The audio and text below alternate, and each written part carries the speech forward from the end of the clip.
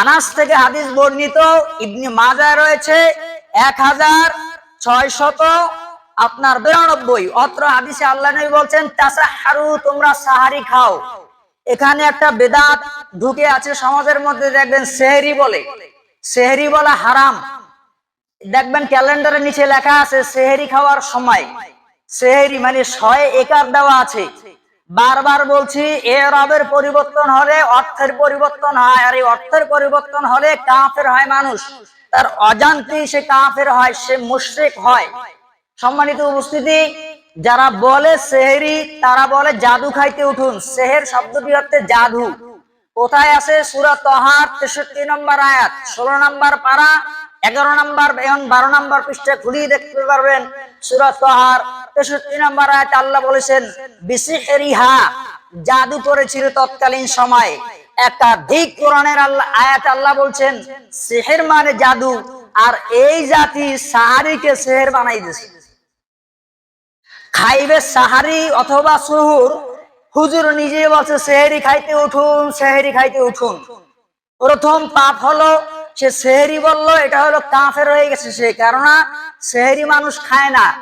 সময় সংক্ষেপে কারণে ব্যাখ্যা করতে পারছি না, তাফসীর করতে পারছি না, আমি অ্যানালাইটিক করতে পারতেছি না সময় স্বল্পতার কারণে। সম্মানিত উপস্থিতি, সেহরি বলবেন না, বলবেন সাহরি। কি বলবেন? সাহরি। হাদিস প্রমাণ করে তাসাহহার বা সুহুর, তাসাহহারু, তোমরা সাহারি খাও।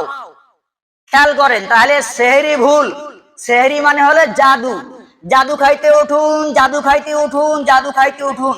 মুমিন ঘরের সন্তান জাদু করতে পারে না, জাদু শিখতে পারে না, জাদু করা হারাম, জাদু আপনার শিক্ষা নেওয়া হারাম। 2, 3, একজন ব্যক্তি জাদু খেতে পারে না, করা হয়, এদিকে একটা ভুল। তাহলে আমরা সেহরি কোনোদিন বলবো না, কি বলবো? সাহারি। সেহরি মানে জাদু।